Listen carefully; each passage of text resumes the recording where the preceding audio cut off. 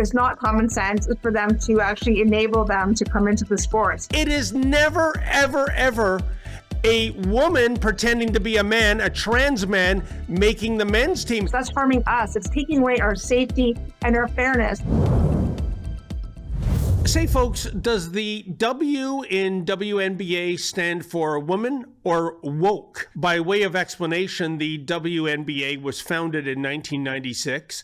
The whole idea of the WNBA was to give elite female basketball players a professional league in which to play. Well, fast forward to 2026, and the woefully woke folk running the WNBA are actually having trouble defining the word woman, which is to say, is a woman someone who is female, or can a woman be a man who merely identifies as being female? And if you can imagine, there are now 2 former NBA players, males, making themselves eligible for the upcoming WNBA draft. I am officially declaring myself a WNBA prospect. If simply declaring who you are is all that's required, then I meet every single requirement necessary to compete in the WNBA. The crux of the matter is Article 13 of the WNBA's collective bargaining agreement, which states, quote, only players who are women are eligible to play in the WNBA, end quote. However, the 409-page agreement does not define woman or set out a public policy pertaining to transgenders. It also does not state that self-identification alone establishes eligibility. All of which means that the WNBA is now at risk of becoming a bad joke. Indeed, will the league now become a gateway for has-been male basketball players who will be given contracts by teams all in the name of inclusion? I should get a chance to play. I think Ina should get a chance to play. I think all sometimes identifying as transgender black lesbians should get a chance to play. That's my official identity. I'm a sometimes identifying as a transgender black lesbian. And joining me now for more on the latest transgender sporting fiasco is April Hutchinson, a female powerlifter who was actually handed a 2-year suspension by her federation for speaking out against a male powerlifter who was pretending to be female in her sport and naturally setting female powerlifting records in the process. Now, first of all, April, like I said, the WNBA and the WNBA Players Association keep using the word inclusion when it comes to allowing transgenders to potentially play in the league. But April, if there is one element of society that is all about exclusion, then that would be professional sports. Sports is the ultimate meritocracy.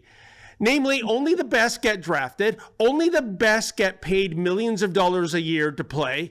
Look, I'd love to play goal for the Toronto Maple Leafs, but I don't think they're looking for a 64-year-old gumper who has 2 artificial hips right now. Inclusion be damned. So my first question to you, April, is why can't the cowards running the WNBA simply say that this is a league for biological women, and if the transgenders are upset about that, too bad. You know what? Go form your own league, call it the TNBA. Is it the fear of being canceled? I mean, we don't see this happening, definitely not in Canada, but I mean, it's a slow progression, even though Trump has set out orders in the United States. It's still just a slow progress to happen still in different in federations. Even with the standard being set out in the Olympics at the IOC, you still don't see federations, whether it's at the grassroots or in professional sports, especially with the women's teams. It's still not happening. Again, fear of being canceled. Again, it's where we're bending down backwards to like the mentally ill men. Sorry, I have to say it. Enabling this to happen. So, I mean, until women stand up and say, look, I refuse to compete against men.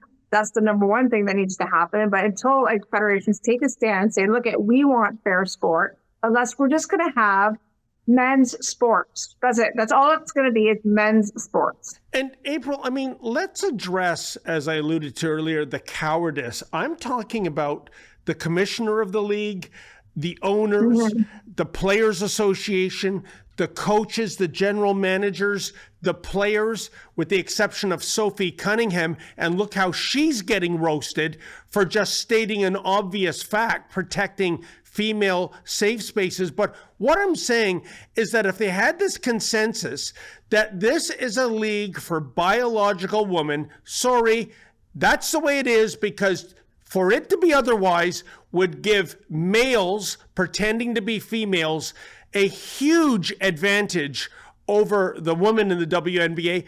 Why don't they say that? Because I'm telling you, 99.9% of people out there would agree with that statement. Well, no, and we know that they do agree. I mean, it's the same here in Canada. 90% of Canadians agree with that as well. But the thing is, too, though, David, like, let's be honest, no one's going to watch a trans league of basketball. And also, too, we've tried this with Swim Canada. We've tried this with federations. No one shows up for these federations that they created, trans leagues. So, I mean, I can't answer that question of why they're being cowards. I mean, no one wants to be that person that says this.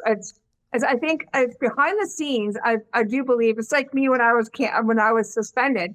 I have an enormous amount of support behind me, and when I speak out, but no one's ever a keyboard warrior. Everyone's like supporting behind the scenes. But it's like no one wants to be that person to come out and take that stand. But I will tell you, and I did an interview earlier, even yesterday, and I said, like, Sophie's hailed as a hero right now. When it comes just to protecting young girls in sport and women in sport, I feel very strongly about that. I was hailed as a hero as well when I spoke up. I actually even got sponsors. So I really don't know why women or people in general are really sitting around. Because if we had a massive number of people that actually did speak out, whether it's athletes or boards or federations or organizations that actually use their voice, do you imagine the changes that could be made? There was a game with the Indiana Fever, that's the team Sophie Cunningham plays on, against the Minnesota Lynx. And the Minnesota Lynx head coach, Cheryl Reeve, she actually wore a shirt that stated, "Trans kids belong." Well, first of all, this is not about kids. This is about mature individuals in a sports league. Why are women going to bat for transgenders in the WNBA? The t-shirt that she wore for trans children has nothing to do with basketball. So that was just odd. That was a very odd thing. So anyways, I have no idea. This is honestly, I think we both know that the biggest enemy in my fight for fairness in sports is actually women. And this is, it is crazy the amount of women that actually allow men into the sport, that actually clap for them on the podium, that let them into the locker room. Just remember that, you know, it is discrimination against women, and women are our sisters. We also have to look out for our sisters who are women, and we have to support each other. So it is dangerous when you let that man into your dressing room. There's little girls in there. It is harming us. When you're letting that man into our sports, that's harming us. It's taking away our safety and our fairness. So don't feel sorry for that man, because most likely that man has suffered some trauma or he has a mental disorder. So like, yes, you can feel sorry for them, but you're enabling that situation. No different than enabling an alcoholic who's addicted to alcohol. Would you enable that alcoholic and give him money for that drug? It's the same exact thing. So you have to kind of look at it that way, and you have to create a boundary. Yes, you can feel sorry for them. I am compassionate towards transgender individuals because I feel bad that they're probably not given the psychological help that they deserve. But there's also predatorial people that are just using that as an excuse to get into our spaces. So you have to be very careful. You can't just all paint them all with the same brush. It is never, ever, ever a woman pretending to be a man, a trans man, making the men's team. The reason why men go into women's sports is either obviously they want to be affirmed, but then you also have the men that just want to dominate. In most cases, it's because they want to dominate. It's also about misogyny. And it's about dominance. And I mean, it's basically the main reasons, right? And it's not up to us. It's not up to women. It's not up to society. It's not my job to affirm anyone. Speaking of Cunningham and the Indiana Fever team, they're in Toronto next Tuesday. I understand there's going to be a demonstration. I believe our big, beautiful billboard truck is going to be there circling Scotiabank Arena. It'll be interesting to get the barometer of Toronto Tempo sports fans. Do they find it outrageous that the league is open to being invaded by men, Toronto being as woke as it is, or are they going to say, yes, this is indeed an outrage? So, no, I think it's going to be a great rally. So we're just calling it a rally. It's going to be positive. It starts at 5:30 at Jurassic Park, which is just outside of the main entrance, outside of Union Station. It starts at 5:30, and I'm going to be there. There's going to be members of CASBAR, and actually members from Women and Girls of Alberta are flying in from Alberta. We also have, I think that's about it. There's going to be a lot of people are going to be there. And it's basically just to show our support for Sophie Cunningham, just to say that we love her. Thank you so much for using your voice. It's not a protest. It's just basically a support for Sophie. The game starts at 7 p.m. So it's basically just, I'll be wearing my XXXY t-shirt. I'll be giving a couple XXXY t-shirts as I'm one of their affiliate athletes. And just showing a positivity and love and support for her. Where, oh, where is the feminist movement? You think this would be a rallying cry? I either think this is third rail for them, April, or whatever wave of feminism we're on right now, they actually believe that a trans woman is a real woman, and God help us all if they do believe that. April, can't wait to see you next Tuesday.